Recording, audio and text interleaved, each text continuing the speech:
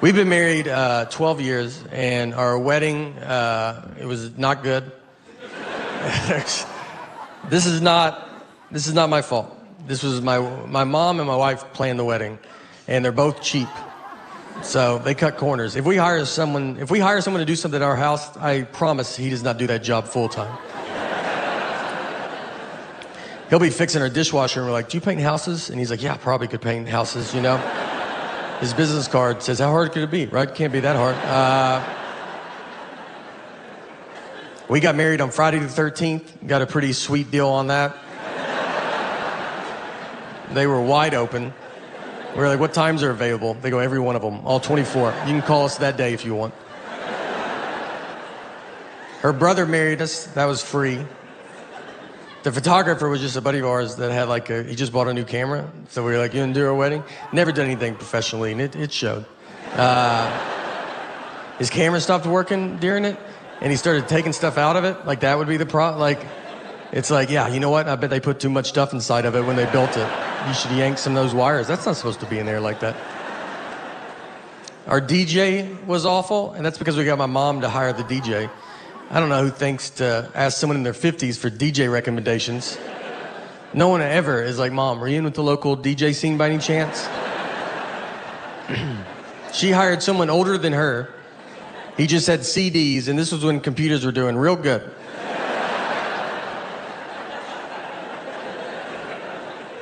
He got super drunk, played the same song 3 times in a row. White Wedding, which he said was by Billy Joel. He only had one leg, seriously, and that's fine, you know, no one cares until he starts messing up, and then you're like, why does he have one leg?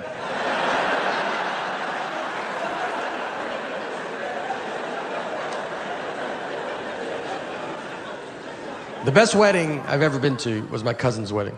It was a real redneck affair. It was right outside Louisville, Kentucky, where my parents are from. And my cousin's name is Tuesday, which is a good start. The invitation said, Tuesday's getting married, rehearsals Friday, wedding Saturday. People were like, we gotta be there Monday for this wedding? How long is this wedding? It's a week? We get there, I'm wearing a button-down shirt, khaki pants, nothing crazy. I'm wildly overdressed. I look like I work there. Everybody else just has a football or basketball jersey on.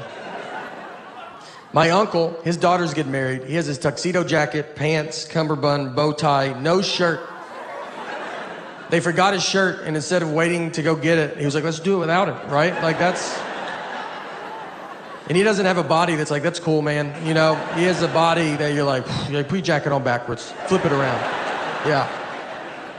And then you see his back, and you're like, whew, all right, go back the regular way. Yeah, that's my fault. How's your back worse than your front?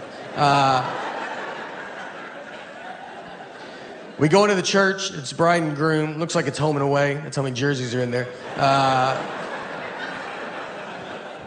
Guys are drinking beers in the church. Like, that's something I've never heard a pastor be like, guys, could we not drink alcohol in the church? And they're like, oh, didn't know this was the nice part of town. All right. The reception is next door, just at a lady's house, like in her backyard. Like, she doesn't do, it isn't like she's like, and I do receptions all the time. We were her one and only reception. So we walk over. They took a horse and buggy. The horse was the oldest horse I've ever seen. I thought it was a donkey. I thought they got a deal on a donkey. And the guy was like, this horse was in the Kentucky Derby. Like, the first one that they did? Is that Secretariat's father? How old is this horse, man? You know they lay down, right? So we walk. It took them 45 minutes. They went up a driveway and back down the next driveway. They're sweating, almost divorced by the time they get there. The reception, like I said, it's in her backyard. They put plywood on the grass, like side by side, to make a dance floor. We danced just to a radio station on a boombox. Just like 104.5. You'd have to stop for weather and traffic updates. There was a punch bowl that was low to the ground, like on a low table. And so I was giving it to kids. I was trying to help out. And then someone was like, that's wine. And I gave it to so many kids. I don't know anything about wine, but I don't think they tell you to pour it into a bowl. Like, that's not... No one's ever like, let's get out of that box, get in a bowl. You know, let's let it breathe a little bit. I got a couple 9-year-olds pretty loose that night. The end of the night comes, everybody's drunk, children, adults, it's across the board. A fight breaks out. We hear some of y'all fight. And I mean, you're sitting there, you got a 50-50 shot. It's not your side of the family.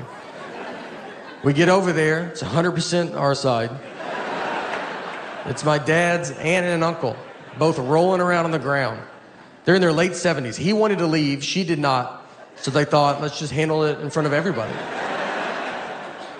She's on top of him, she punches him, he then punches her, and you're like, you can't do that, you know?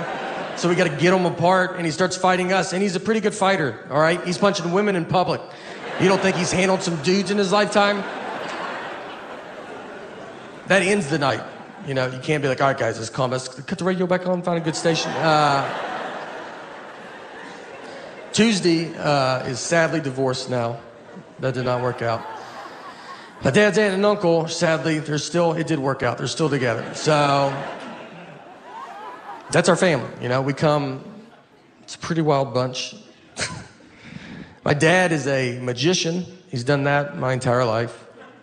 He was a clown at the very beginning, just in case you're like, how do you get into something like that? He goes clown then magic. There's 2 steps. You can take them in either order. I was born, he was a clown. It was never weird to me. I thought everybody's dad was a clown. My first memory of my life is I was 5 years old, and I remember my mom walked me out to the front yard, and my dad pulled up with this old red Mazda. He's dressed as a clown. That doesn't even faze me. That's just how he left. How else would he come home? And the Easter Bunny was in the passenger seat. That's the first thing that I remember to my life. If you want to know how you get into comedy, that's a pretty good nudge. And I remember it didn't fit, the Easter Bunny head didn't fit in the car, like he couldn't sit normal, so his head was bent to the side. And I remember he had his seatbelt on, and he's just like, and I was like, I like to think about all the other people that saw that just in the car next to him, just at a red light. You're like, I didn't even know they hung out like that. So me and my dad, he just does magic now, and he's very good at what he does. He's very funny, and we do shows together. So one time we did this show. Magicians have conventions where they get together, and they buy and sell tricks, and they give a lecture, and they do this big show. So this guy was putting one together in Des Moines, Iowa, which is the birthplace of magic, something a lot of people don't know. And it's not, but it does sound like it could be. I don't know why. I said that in Des Moines, and people are like, I think I already knew that. They're like, yeah, he's right. So this guy calls me, he's like, your dad's performing this year, so we want you to come down, and we're gonna make you appear out of a magic trick. I'm gonna come out, I'm gonna surprise my dad, surprise the audience, everybody will go crazy, and then I'll do 5 minutes of stand-up, and that will end the show. He's like, it's gonna be like a big deal. And I was like, all right, I agreed to it. I fly to Des Moines, I'm hiding, I'm in my room, no one knows I'm there. The show starts, my dad's out performing, I climb in a box backstage. When my dad gets done performing, they ask him to stay and help, they push the box out. The trick is, the guy's a very pretty lady assistant, she walks around, shows the box is empty, and then she climbs in, normally it just falls apart, and then she disappears. But now it falls apart, and it's me, and I pop out. And you have to come out big. I don't know if you've ever appeared out of a magic trick, but if you do, yeah, you can't just be like, how you doing? You know, like, it's gotta be a big grand, like, can you believe it? And I look at my dad, his face is so surprised, he had no idea. But his eyes are just like, why would you ever do this? And I was like, this is not a good time to visit you. The audience is clapping, but they're not going that crazy. Like, the clapping starts dying down. And as I'm standing there, it's like hitting me. And I was like, I don't think they know who we are. That guy told me they did, and they don't. They don't know that's my dad. They don't know I'm a comedian. This looks like the stupidest trick they've ever seen. It doesn't make sense. Like, they're like, a pretty girl goes in, then just a whatever dude pops out. That's your trick? Your trick is backwards, sir. It's backwards. And now I gotta do comedy, but they don't know I'm a comedian, so I get a microphone. They're like, he's gonna talk to us now? How long is this trick? And when you do comedy in front of people not expecting comedy, it does not come off as comedy. It sounds like a mean speech. They were just like, get back in the box. Where's the girl? Is she fine? Can we hear from her?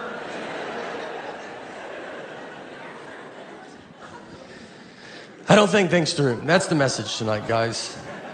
There's no message. But if there was, which I don't think thanks to her. No. I'm a huge Vanderbilt fan. And thank you, a couple of us. You know, it's a storm is coming together. I did not go to Vanderbilt too. Vanderbilt asked me to say that. And I was like, I think people know. And they go, we do too, but just say it also.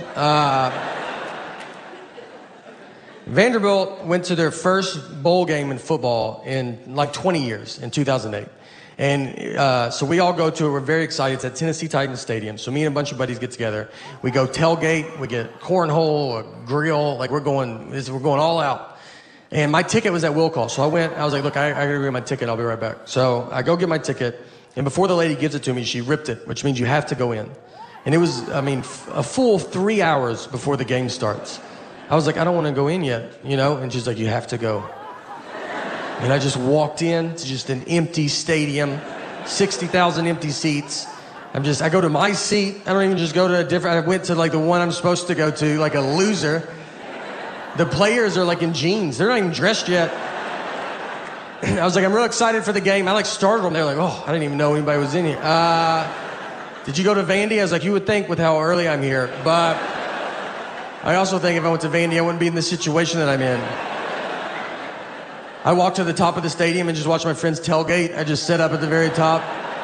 And I was like, I'm already in, guys. Yeah, I decided to save our numbered seats. Nothing was open. I stood in front of a concession stand like I was waiting for an iPhone to come out. Just that gate was down. And I'm just like already trying to figure out what I'm going to eat. And they came and opened it. And one side got stuck and I helped them. I go, I'll get that. So I helped them open it. They're like, oh, do you work here? I was like, I've been here a little bit longer than you have. So...